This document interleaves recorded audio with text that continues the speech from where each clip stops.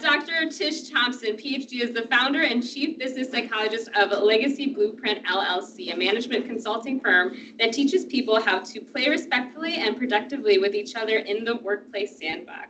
She is known for driving change in organizations that stick and creating a learning experience that's fun, thought-provoking, and capitalizes on the knowledge in the room. Dr. Tish, I will turn it over to you. Thank you. I keep saying good morning. I see Neil Malone. Is that within the chamber? Is that a participant? Yeah. Cool.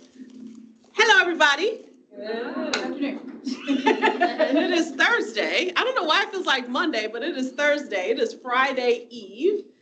So welcome to the session. Really excited to socialize this concept with you called psychological capital. And what it is, it's a phenomenon that has been primarily in the world of academia that certainly has transferable capability and power in the workplace as well. So I think it's important to start to take it out of the world of academia and make it more practical for us in the workplace. It really focuses on our well-being, wellness, and thriving during really difficult times, but it's a different way of thinking about it. We actually will have, I'll call it an algorithm, but I'll use that term very lightly around how we think about this. But before we hop into it, I'm curious / nosy. I'm interested in knowing what made you sign up for this session, because that'll help me kind of get a sense of where we go with our conversation. What inspired you to say, ooh, I'm gonna go to that? We can popcorn it, doesn't have to go in any order yet. Well, I do a lot of work with my clients on mindset, and so always looking for different ways to, approach them, better understand, where they're at, and leverage their strengths. Okay, cool. I won't look at anybody, that's too much pressure. You, Tish, right here. Yep. For myself personally, in building my business currently, anything I can find surrounding wellness, well-being, balance and harmony of work and personal, those types of things. And then also, of course, for my clients, with everything being somewhat volatile, somewhat up in the air, any, places where I can give them additional comfort and peace. I always want to take that information. Nice. Okay, awesome. That's great. So I guess we will go in order. Go ahead, Ashley. I kind of mirrored what Shannon said, looking at just the overall psychological. I in college was a psychology major, so I find this stuff very interesting and looking to learn from you. Thank you. I think Nikki said it really well. I think just learning to work better with people, and the topic is interesting, a little bit different than what you hear every day, so just interested to hear a different approach. Nice. Yeah. Nice. I mean, I just joined the chamber this week, so I saw this was the first thing, so I'll go. But I mean, I have 2 companies that I own with about 50 employees, so I'm always looking for ways to interact with them and engage with them. So. Nice. Awesome. So we're all in the right place. When I came across this idea of psychological capital, it was actually during the research of my dissertation. My dissertation is around how do we bolster high levels of employee experience in healthcare settings and VUCA environments. And VUCA stands for volatile, uncertain, complex, and ambiguous. And so I wanted to really understand, how do we help inspire people during the most difficult of times in the workplace? And I happened upon this particular phenomenon, psychological capital. And what it did was it provided a different lens in how we look at followership, how we look at building relationships with our people, how we think about thriving. It looks at well-being and wellness from a different angle, which is what I really love about it. And it also gives you practical ways to impact it. Because sometimes when we think about wellness and well-being, it's go make sure you take time for yourself. It's making sure that you exercise. It's all those kinds of things. But this also taps into our mindset. And how do we begin to really challenge our mental models around how we see challenging situations? So that's what psychological capital. I'll talk a little bit more about it in a moment in terms of what it is. But oh, that jumped a lot. Okay, so if you wouldn't mind pulling out your phones. and going to www.menti, MENTI.com.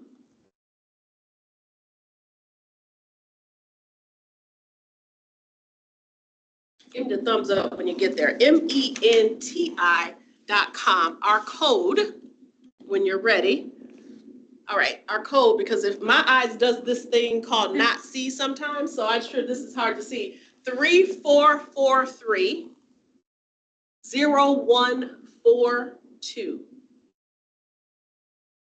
3443-0142. And there's a question. Because this really starts our discussion around, oh, you already got it. Okay. Which dynamic contributes most significantly to your burnout? Choose up to 2. Several options out there. What are we thinking?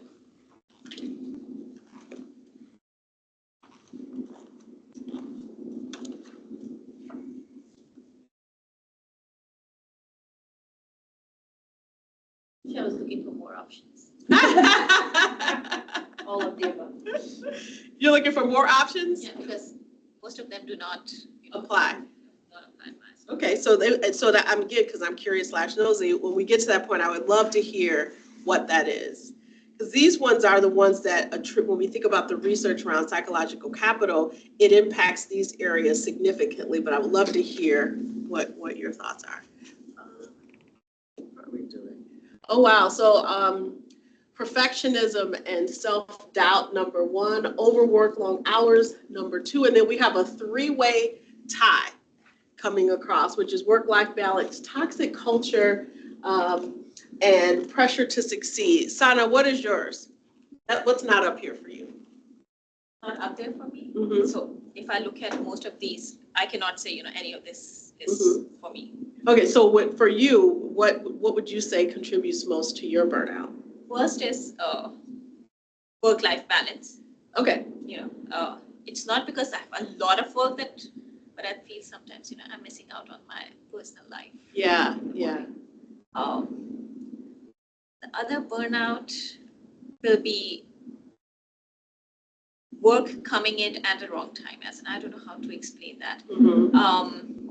For example, everything coming at one day or at 1 week instead of, I have 3 weeks of. So it's the plate. It's managing all the cadence of how it comes to your plate, managing all of that. But that's not part on me. That's because, content, finance. Yeah, it's the world, it's the reality. And I think that's the case with many of us. These things are our reality. This is what we face on a day-to-day basis. And sometimes it feels like it's hard to get our hands around it.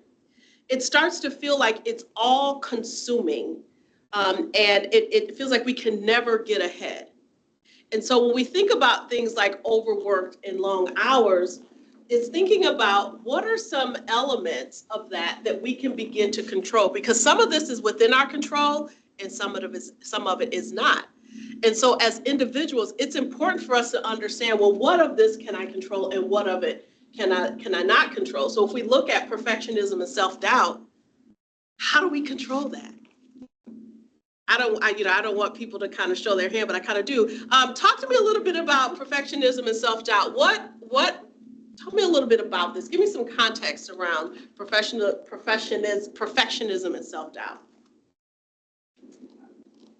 I may not be vulnerable. I am, for most of my life, been kind of a high achiever. I'm also, if you're familiar with DISC, I'm a strong C. Okay. So I like plan, strategy. I want all the data, all the information, so I can put together a plan that works. And when I don't have that, then I kind of doubt everything. It's like, I don't know what to do next because I don't know where I'm going. But in order to figure out where I'm going, I need to know, well, what does the company want my goal to be? And then what do I want? So it just starts this crazy cycle of if I don't get it right, then it doesn't make sense to start. Yeah. Yep, I get that. Anybody else? Yeah. It's about all of the information that I receive from everyone, at the time when I'm saying burnout, doubting and double checking everything. That, let's do it this other way and find out if this is correct. Yeah. Until and unless I'm 100% on it, I won't go ahead. Yep. I think with me is I'm very hard on myself all the time. I just assume like whatever I do is automatically really bad. And it's just easier to not feel like let down if somebody else felt that way. You know what I mean? Mm-hmm. So I think that's always in my mind, and then I'm just too hard on myself, and I know that, but I feel like I've always, if it's not 100% the first time, I'm like, oh, failure, but that's not true. But Yeah. anyway. Here's a quote that, so I, even business coaches have business coaches.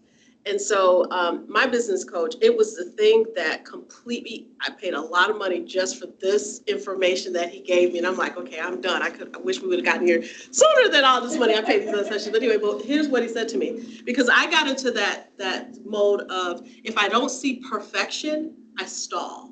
I don't move because I want to see that it is perfect through that whole process. And so I would, particularly when it was time to deliver content or meet with the client, I would not get sleep. I was up all night. I was stressing like crazy. And so we needed to really work with that because that was a barrier for me. It was hindering me from being the best version of me. It was hindering me from being as effective as I could be. So he asked me this question, and you can have it for free. What evidence do you have that tells you you won't be successful? He said, what evidence do you have that tells you you won't be successful? And so if we ponder that question with whatever situation seems to be consuming you, 9 times out of 10, the answer to that question is what? 0 evidence. And so then he pressed me and he says, okay, Tish, if you have 0 evidence that tells you you won't be successful, why are you wasting your energy there? So when we think about perfectionism and self-doubt is one of the elements, and we'll talk about more of that because that's part of psychological capital. If we think about that piece of why are we spending our energy in a place where we don't have evidence that it's an issue? We can free ourselves just that quickly and get to thriving if we say, you know what? I've planned this out. I'm going to trust my plan. Now, are there times where we make mistakes? Yes. And so then he pressed me again and he says, in those moments where something didn't go the way that you thought it should, did you have a plan in place to rectify it? Yes. Okay, so trust the plan and keep it moving. So the spirit of perfectionism is something that if we can get our mental models around the fact that I am contributing the best version I can of myself, and I'm going to trust that what I am producing is going to be amazing. And in the event that something is not quite the way that I intended it to be, guess what we get to do? Course correct, try it out again, and move forward. So we think about psychological capital. Here's some stats that we want to think about. 60% of leaders report having burnout, feeling worn out. 60% report having burnout. Let's think about our entrepreneurs. We have many in the room, entrepreneurial spirited people as well. 87.87% entrepreneurs say that they struggle with some element of mental health. The top 3 are anxiety, high stress, and depression. 5 teams that are strong and are really effective, they are 5 times better at beating burnout, strong teams. So how do we help teams get to a place where they can be strong enough to battle this spirit of burnout? And finally, how much does this cost us? How much is burnout costing us? $1.25 to $190 billion per year, according to Harvard Business Review. So it costs us a lot. So what is this secret sauce to helping us address this? And there's this phenomenon called psychological capital, or for short, PsyCap is what we call it. So we had some scholars who did this research. So Luthens and Yusuf and Avilio came together early 2000s and researched this idea and came up with, well, what is it that we can introduce to the world beyond just saying well-being that really helps us improve our organizational performance, like truly improve it. Looking at productivity, innovation, profitability. How do we then fill some of these gaps that we see in leadership research? Because leadership research, there's not a whole lot around positive psychology and how we can lead and how we can model behaviors in this way that increases followership. And so it really helps to fill that leadership gap in terms of research. And then finally, how do we increase engagement? How do we decrease turnover? How do we make sure when people come into the workplace that they're coming to contribute the best version of themselves? And so psychological capital helps us to do that. So what the heck is psychological capital? It's 4 things. I wrote the acronym up here, HERO. That's the quickest way to think about it, HERO. The H stands for hope. Well, what the heck is hope? Hope is all about thinking about pathways forward. It's when situations are difficult, how do we inspire a spirit of hope within and within our people? It looks at setting goals. Now, setting goals isn't just for in the professional world, but in our personal lives too. It's having the hope of, I see this situation, I see this challenge, but what can I do to move myself forward, closer to what it is I want, the hope of that, and perseverance. So what does that look like? Setting realistic goals inspires reassurance in tough times, and it's also about celebrating successes. Because sometimes situations can be so dire and so deep and so dark, we could be making progress, but because it feels like we're in so deep, we give up because we're like, gosh, there's no hope. But if we can begin to see the bright shimmers that happen and celebrate those successes along the way, then we can get to our end result much easier and faster. So having a spirit of hope. Next one is self-efficacy or efficacy. And what this is it is your confidence within self and your ability to achieve. So what are your capabilities? So when we talk about that perfectionism and feeling like, man, I can't move forward with this, that's where a lot of this comes in, that self-efficacy piece. How are we doing looking at our own internal reflections, our internal achievements? When we sit down and we think about a situation, many of you said, like for you, I can't. Maddie, when you were talking about, gosh, I sometimes say, okay, because I don't want to disappoint someone else or be disappointed by their reaction, I'm just going to position myself in this way. And so what if you took stock within, you looked within and you said, how can I pop my collar? What is the evidence that I have that I'm the mom? What is the evidence that I have that people count on me for this thing? Oftentimes, we don't want to spend that time in self-reflection because we feel like it's patting ourselves on the back, or we feel like it's bragging, or we feel like it is bolstering. But guess what? I am here to tell you there's nothing wrong with none of that. There is nothing wrong with you knowing who you are, what your genius is, what you bring to the table, what you offer to the world. There is nothing wrong with knowing what that is and then sharing it with the rest of the world. Because if you don't believe it, it's going to be really hard for others to. So that self-efficacy is powerful because it's about us understanding who we are and standing strong in that. So how does that look manifested? Confidently demonstrate your competence. We can be confident in understanding what our competence is, as we should, because we want people to trust our competence. But if we doubt it, they're gonna be looking at you sideways like, well, shoot, if you don't think you can do this, how can I trust you to do it? So having confidence in your competence. Looking for development opportunities. So if you do have a gap, what are some of those areas that you can get development to shore up that blind spot? And being okay with having that conversation with yourself and your leader on helping you to get the resources that you need to do that. And then not being afraid of asserting some assertiveness when advocating for yourself and others. Having the confidence to advocate for yourself and others, particularly when you have a vision, you have a mission. advocate for that mission and that vision, and then, of course, mentoring other people. Because you will be surprised at how many people are watching you. So being able to mentor others, because for you, you may say, oh, I don't do anything great. But other people see it as extraordinary. And part of it is because we have this natural talent and natural ability that we think, oh, it's nothing, I could do it in my sleep. But you have other people who admire it, so it's okay to mentor other people because they want a little bit of what it is that you have.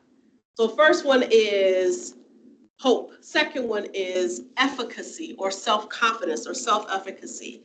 Resilience is our R. How do we demonstrate resilience? So this is around how well we choose to manage our stress. Do we have that emotional stability? This really requires us to hold up mirrors. Hold up mirrors to see, how am I getting in my own way? What's getting in my way of being able to bounce back quickly? And then in terms of things that you can do, it's, adapting quickly to technology, seeking support from other people. You don't have to do it all yourself. Particularly if you're in a really difficult situation, it is okay to tap the shoulder of somebody else and say, I need help. And so for you, Brian, you have a pretty large team compared to other areas. And so people are going to look to you just as you can look to others as you're managing those larger teams to build that resilience within those teams. And then finally, we have optimism. Even when it's dark, can we have a positive outlook? When it's tough, when you're facing a challenging situation, do your people or the people around you, do they gravitate to you or do they run away from you? Optimism is something when in the toughest of times, people want to gravitate to. But you really have to think about, for you, when you're in the toughest of times, how do you show up? Do you show up as someone who complains? Do you show up as someone who points fingers? Do you show up as someone who becomes guarded and quiet and shut off? Or do you show up as someone who's a cheerleader?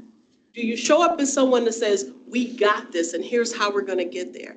Do you show up as someone that other people can lean on when it gets a little bit tougher for them?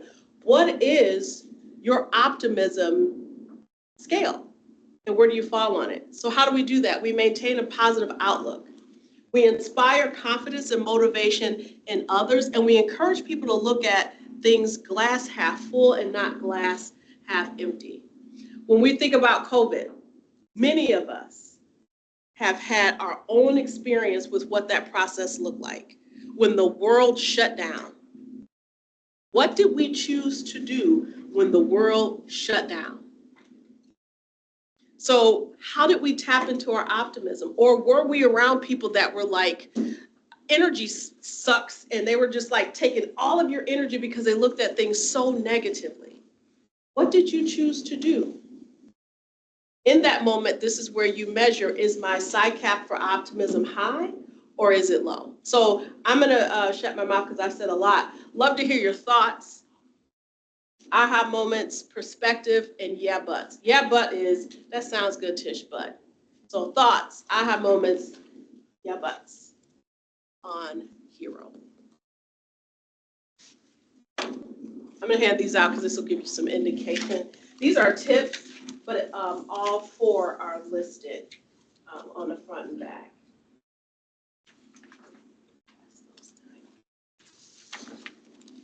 I like how all four things like really play on each other. It's like if you start to get strength in one area like resilience, you start to feel the optimism and which also goes to kind of that hope of longer term positive thinking. And so I could just really see how those pillars are all not totally separate, but also kind of interacting. Yeah. Yep. Other thoughts, perspective. I feel like it's interesting how for some of these, I mean, one of the things that I was managing a team of 12 during COVID, and I think it brought some things more to light that had been kind of settling under the surface. And positive feedback and celebrating successes is one of those things that we do it for, oh, you're the very best. You know, we focus a lot of energy there.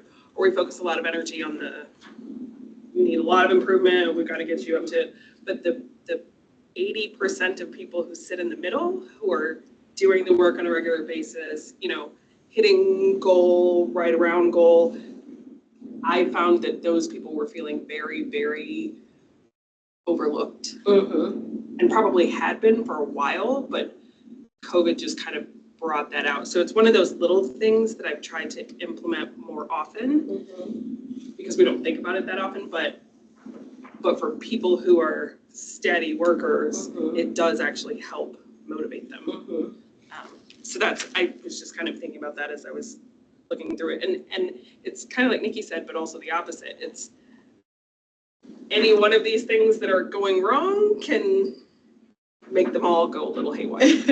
Yeah, they definitely are connected. And when you were talking about that, Heather, what I thought about was when we think about our bench, in terms of our employee bench, you have your high performers, your low performers, and then the center, which occupies the largest percentage of our bell curve, is our solid performers. We spend a lot of our time with our low performers, probably way more than we should. And we also spend time with our high performers because we know that they're going to get the stuff done, and so we have that connection with them. But that middle portion, which is probably about 80% of our bench, we don't spend as much time as we should. And so you're right, because they're the largest percentage of our bench, we don't spend as much time. And so you will see a lot of this being more prevalent in terms of their engagement waning, them feeling like they are a value contributor to the organization. And so how do we, when we look at our bench, how do we make sure that we appropriately spend the time? That's a whole nother, I could talk about that for hours, but I'll just leave that right there. But where do you spend your time? And how can we begin to influence our bench based on implementing some of these ideas, because it helps with well-being and it helps with engagement. Other thoughts? Yeah, very well said, actually. So in my business, COVID was supposed to be my best year. And personally for me, it did, but the team members who were more like people person, wanted to go out and meet people, like extroverts, I call them. Those people were like, I just can't do this, stuck behind the computer all day. And so like low performers, of course, I shouldn't say they gave up, but they were like, okay, maybe I'll see when the time gets better, I'll do it. And the high performers were doing anyways, but someone in the middle. So we had to really find ways to do this, right? During all different platforms we use, like Zoom and Teams, and because in Medicare business, people you have to see in person, right? Right. And it's really challenging for that age group that you teach them technology first and then you go. But it's very, very well said. So like just celebrate small wins. Even if they got an appointment, we said, just let's celebrate, let's do something. So like positive reinforcement, I think that really goes a long way and that helps the team. Yeah. And some people say, I don't need all that. Yeah, some of them. But if we could be real about it, there's nothing wrong with praise. Now, some people, how they're praised, now that can give people the EBGBs. Like some people to get publicly praised, that they might feel a little bit sheepish about. But people being recognized for their contributions, it does help with them being more optimistic. It does give hope in those times when it feels like things just can't get right or won't be right. Instilling that really helps. Even just a handwritten note home goes a huge way. And so that's our 4. So what are they again? Don't look at your notes. Hope. Yep. Efficacy. All right, so there's a way to measure it. So there are a couple of different tools you can use to measure. Well, it's one tool, but they break it down. One is, it's called the psychological capital assessment. One tool is 24 items. This one is 12. And so what it does is people can complete this. It's a 5-point scale just to assess where do they fall on each of the different elements of psychological capital. Now, this is a valid tool because it comes from the world of academia, so it is valid and reliable. You know, sometimes you go and you search for tools and they're just something that somebody just made up. This is reliable, this is valid in terms of an assessment. And again, it's called the Psychological Capital Questionnaire or Assessment. There's 2 versions. So these are the kinds of questions that it asks to get a sense of where you fall under each of the different elements. And so a couple, with the 24, it's 6 questions per element. So I'm just going to jump, a couple. I energetically pursue my work goals. That's a powerful question. I energetically pursue my work goals. Another one, I'm optimistic about what will happen to me in the future as it pertains to my career. So you can start to see how this really helps you to see how you look at your world, how you look at life, how you look at your realities. I am good at finding solutions to work problems. What this requires is for us to be honest. Your shoes off self. You don't want to answer these as you hope to be, but you have to answer these as you are. Because that's where you really get a sense of, here are some of the areas that I am strong and where I might not be. That last one, I feel confident in, our little share, I feel confident in my ability to understand problems quickly. There's a word in between there, I can't read it, but those are the things. If you're interested in this, I'm happy to send it to you, the 12 and the 24. So that you can have that. Just you can grab my card and I'm happy to send it to you. I don't believe in just sending people stuff and they don't want it, because you got enough stuff happening. And so if you want it, I'm happy to send it to you. Thoughts, questions on the assessment? Yeah. I've been doing just like reading and podcasting, just leadership stuff. And somebody said, I don't remember who it was, but a great leader will help everybody on their team be their best self. So I've kind of been thinking about like, how do you help them become their best self? Like that sounds nice, but I think this acronym and like these types of things are really good tools to focus on, because I think if you can lean into that personally, but then also kind of lead others to it, it's a great tool. Right. And assessing where are we at with that? How are we doing with that? How is the team feeling about things? Yeah, and it's very individual. One of the things that I struggle with is when I read things that say, you have to motivate your people. You motivate your people. And I feel like motivation is so personal and within. Now, as leaders, our responsibility is to create an environment where people then choose whether or not they want to engage or not. That's my role. I create the environment, but it is not my job to motivate you. That's a personal thing. And so these kinds of conversations really support that line of thinking of, I want to provide you with the tools so that you can make a choice. But I think far too often in organizations, we place, it's a lopsided way of thinking about how employees are engaged. We think about what the organization's responsible for doing, making sure they got good benefits, good pay, great culture. We think about what the leader does, ongoing conversations, making sure that they are having performance management discussions, holding people accountable appropriately, setting goals, right? So the leader, the organization, but we rarely ever hear what is the responsibility of the employee in their own engagement.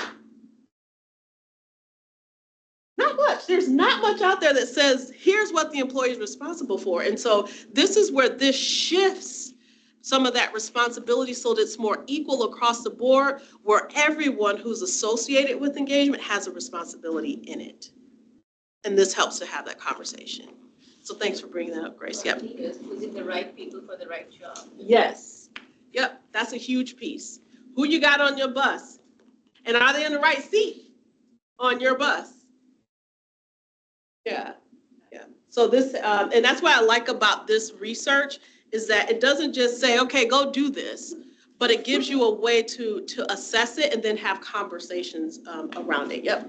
One thing I like about the way the questions are worded too, like you were saying, like this is a really good, because it uses the words themselves, like, are you optimistic? Are you confident? Versus other things I've seen is like, do you have trouble finding work-life balance? It's like, it's already so like oppressive and negative, but like the questionnaire itself is kind of positive and trying to get you to be like, are you here? Are you this Right. level 5 or whatever? Yep, and how much of it is a gap. Yeah. And if we can be honest with ourselves, powerful information comes out of this, and amazing conversations come out of it. So that's the assessment. That's how we measure psychological capital. So how do we manifest this? There's a couple more statistics. This thing is jumping fast. Just a couple more statistics. I won't go through all these. I'm happy to share these slides with you guys if you want them. I'm happy to share those. But this really talks about all the things that we talked about earlier about what causes burnout. These are the statistics that says if we are strong in psychological capital, who benefits and how? So when we think about having strong psychological capital, who benefits? Leaders are more likely to lead from a transformational perspective if they're strong with psychological capital. It's having, and how can I transform my environment, and they're excited about it. It also is positively linked to employee experience, as we all recognize. For entrepreneurs, a significant predictor of entrepreneurial success. So entrepreneurs who exhibit hope and resilience have a more likely result of being successful and having optimal performance and results in their business. And then the last one, entrepreneurs with higher levels of resilience are more likely to maintain positive mental health. And that's what we're after, right? We want people to be thriving. We want people to show up in their lives every day and say, I get to do this, and I'm pretty darn good at it. And so when we think about, well, what does it look like in real life? I'm gonna have you pick a card. I'm not gonna tell you what to do with it until all of you get one.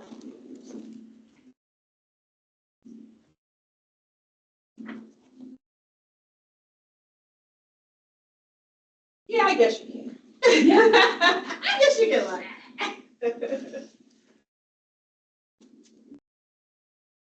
Did you grab two? I think just one. Okay.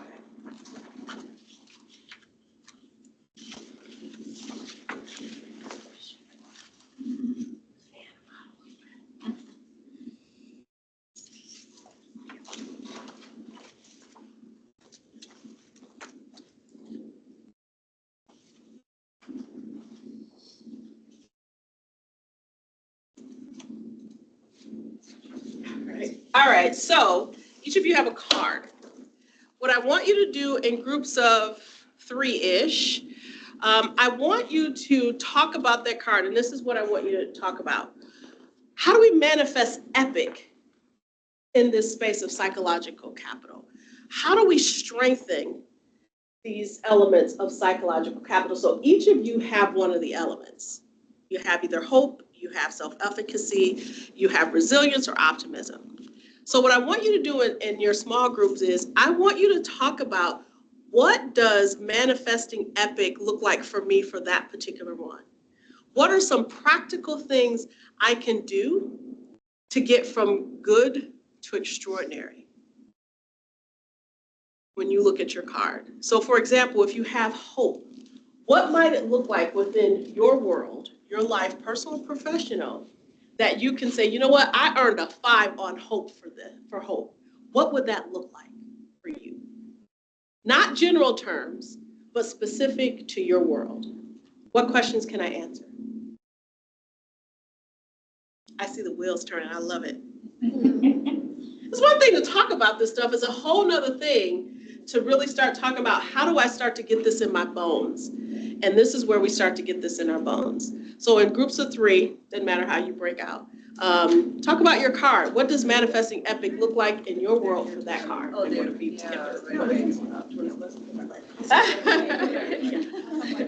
We're gonna have one group of 2, so if Brian and Grace said one group of 2 is cool too. Different words too. Look at that, see? Oh, and I'm gonna add another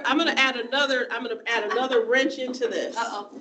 I want you to kind of gauge where might you be. I'll put the scale up here, like the questions, but I want you to think about on a scale of 1 to 5, where do I think I am with that particular one?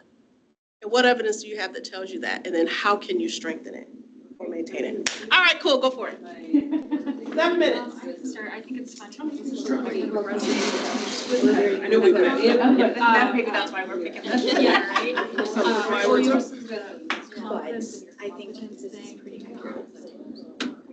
Oh, look at what she picked. I know, that's what resonates most with.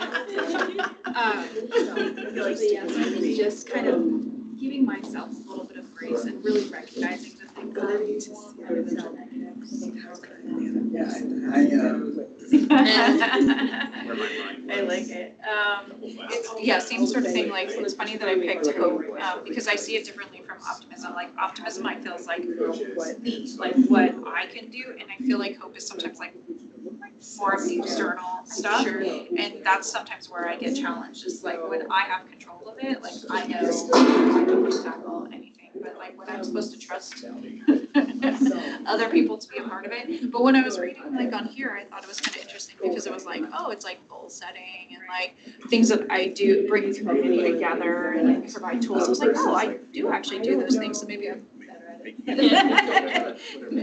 I think. So I think that is. Resilience, Strategy. Stress is, yeah, I know, managing stress, especially when it comes to numbers, is one thing.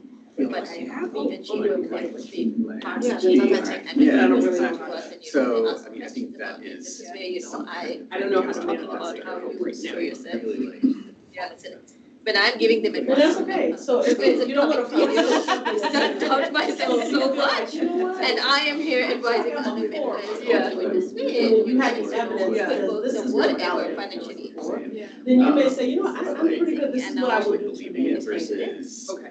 So it may not necessarily be how do I What strengthen I'm, it. what I'm selling is like to my staff is like That's actually really what's good. gonna I happen. like So the thing. I was just reading like what the optimism was versus hope. I've been involved So like kind of goals. resilience, operations manager for Um, business. you said We'll say my previous, I was. Seeing the good in things. Yeah. What can I push for? You Yeah. know, State of Illinois. I Very started different with my dad's model. so different kinds of VPs and employees and it's kind of all over the place, so yeah. Will you tell them like, Life this is the suffering, culture, it's a great place to work, bad, and very do you want it to be different. optimistic? Sure. You know, it's just a success story. So I know it's good to be. Like I'm more optimistic for other But I think a lot of that times too, that we're more like caregivers or mentors, you know, kind of giving that energy to other people, and then sometimes when it comes to ourselves, it's like we're the last one, yeah. if I was answering that a year ago, space, it's literally would have been 100% for every single one of those. And instead of me going back and doing each thing, I look for another. How can I make it efficient? How can I make it more complex? Looking and learning questions. They Yeah. foster, I think that's something probably pretty, Everything everything they probably do is wonder around more like, time in the day. Exactly. that you're wanting to listen to me. Good, good. Just for yourself. Yeah, whatever. So they have resilience, let's see. People there with you that There support are lots of you, other the gaps. community.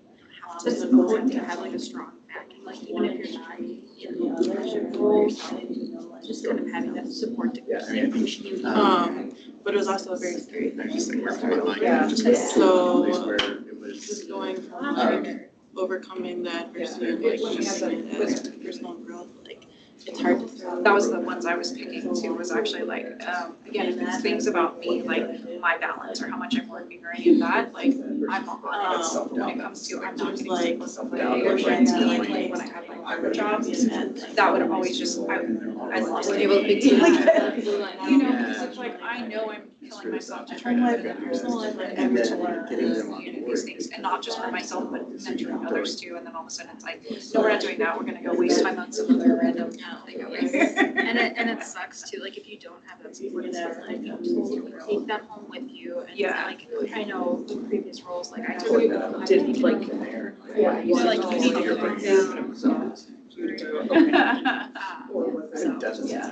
It was It's always kind of- literally, So it's bigger. but I feel like the security I had just said, You become a millionaire. I imagine probably. Yeah.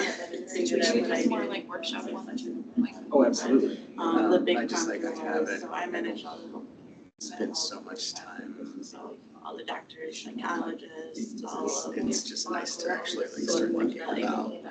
all of those operations, and that is contracted through. Again, I just haven't done it in a while, especially like. So we manage all of that. You guys look at it and they're not. Under the state of your contract. So I it was was just gonna get very, their work done, which like, is very different from all of my nurses were like systems and teams. It's like we just like everything is like get up and box, and it's very, it's been such a. Exactly, but that's totally not the case, which is so. In fact, the first question when it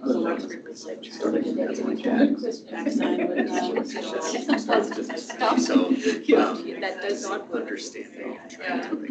It was funny about that, because I just saw an Instagram video on it, like, they were rereading, like, an email exchange between, like, the manager and the employee. 2 more was like, minutes? I'm on vacation, like, I'm not doing it, and the manager was like, it'll just take 5 minutes, and literally, they spent more than, an hour going back and forth, and he's like, bro, I'm on vacation, I'm with my family, I'll be back on Monday, I can do it then, like, this back and forth, work through the jury, like, county stuff, the same thing, gosh, like, man, I do not miss that environment, And then we are on vacation, we are free to open up. We have all the other clients and that we are working and we are off.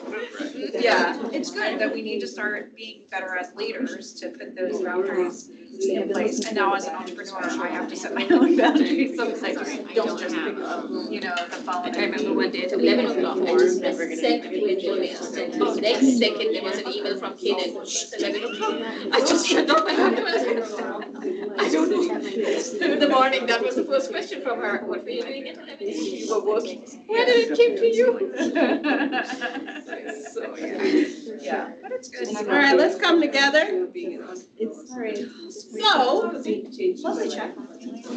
what was some of your conversation? I was ear hustling, so I heard some really good conversation. So what was some of your discussion about your particular PsyCap element? I won't look at anybody because that's super awkward.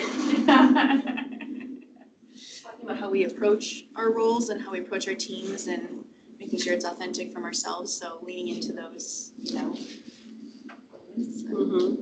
that was fun.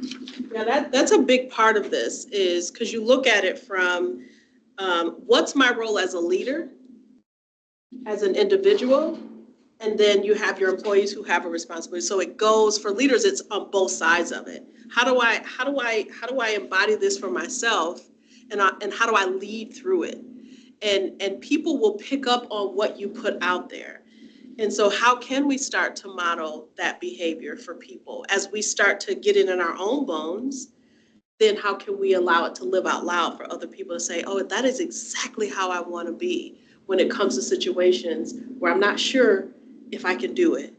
But Grace, she shows us how we can do it.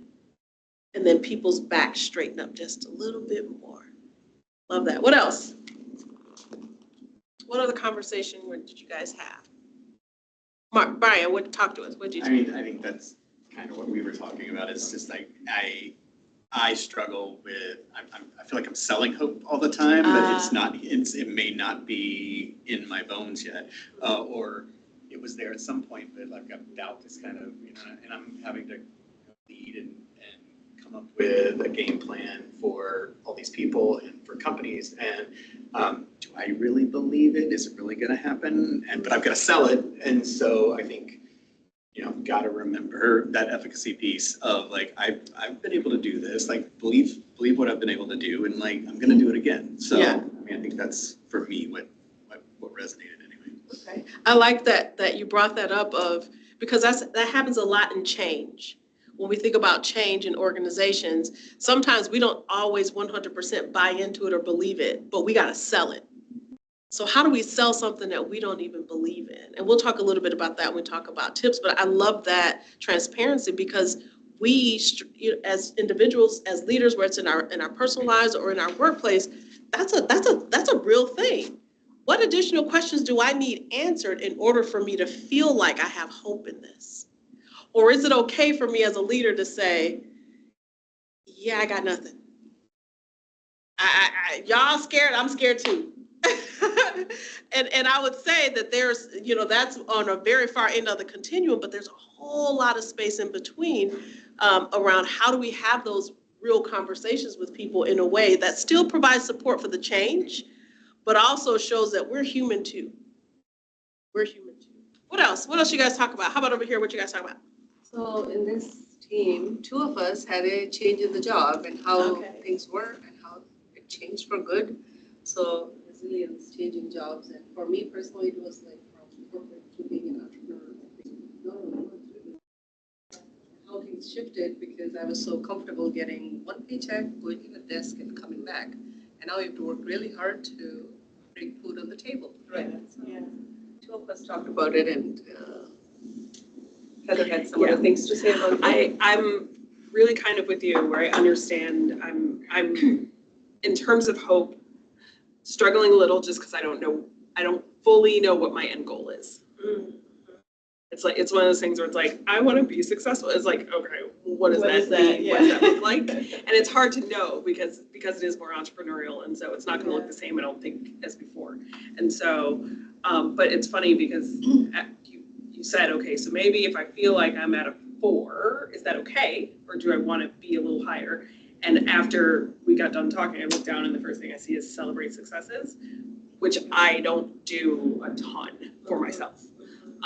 And so I do think the more I can kind of celebrate successes, even if they're small ones, the more hopeful I will get. Yeah, because then you can see that that gap is not as big as you think Yeah, it is. it's not I don't have to go from 0 to 100. Exactly. Yeah. Right. So cool, awesome. How about you guys? What did you guys talk about? Resilience and how, and how, it provides us more opportunities for growth, learning, looking for other ways, while staying composed. When I think of resilience, I think of what am I really made of? How can I take this opportunity to see exactly what I'm made of? And so I start to really reshape how I think about the situation to look at it as, this is a great opportunity for me to see me versus thinking, gosh, how am I going to be successful? And so I have this mindset of, I don't want to put limits on myself. And so I build my resilience by saying, this is going to give me an opportunity to see exactly what I'm made of, and I'm up for the challenge. I'm up for the challenge. So what are some of the things that you can say, questions that can inspire some of this conversation that you've already started having? And again, you can have these if you want them. If my success was guaranteed, what bold choice, decision, or step would I take in this moment? If my success was guaranteed, what bold choice, step would I take? I won't go through all of them. What comforts does this mindset offer that makes letting go non-negotiable? That sounds like a lot, but I'll read it again. What comforts does this current mindset have that makes letting go non-negotiable? Meaning, what am I getting from holding on to this mindset? It's a mindset that may not be serving us well, but what am I getting from it that's causing me not to want to explore other more effective ways of doing things? Because there's some like unforgiveness. What comfort do you have in unforgiveness that makes letting it go non-negotiable? What are you getting from it? So that's what that question is getting at. What choice can I make to move me from helpless to able? So these are just some of those thought-provoking conversations to help bolster and strengthen your psychological capital. And then here are some other tips kind of globally to think about in terms of strengthening psychological capital. That self-efficacy piece, training and development is key. So if you're a leader of people and for yourself, looking for opportunities to help with that confidence in some of those areas. Because it's a reality, we're human. There are some things that we're like, I suck at that. Okay, so then what you doing about it? So seeking those opportunities for development. Recognition and rewards, but making it value focused. I love to eat. Pizza parties are great. But in today's climate, employees want to know that they're valued. And it's simple things. It's not always food, a handwritten note home, extra help if things are overwhelming, pitching in, like those kinds of things are what people see as important from a reward and recognition perspective. If you have an EAP offering that, recommending that, co-protecting well-being. What the heck does that mean? I was ear hustling over here, and I think you were mentioning Kaylin. You were working late. And Kaylin said, what are you doing working so late? She's co-protecting your well-being. And co-protecting well-being is, yes, the employee has a responsibility in looking out for their well-being, but as leaders, we too can help contribute to that, to say, hey, you've worked your tail off this week. I need you to leave at noon on Friday. There's a whole lot of change coming in, and you know this person has 10 other things on their plate. So co-protecting their well-being is saying, you know what? This person has 10 things on their plate. I'm going to redistribute this to this part of the team because they have a lot already. That's co-protecting well-being. So these are just some ideas to think about. So what if we spent the time really understanding where we are from a psychological capital perspective, and we started to do the work to strengthen each of those different elements.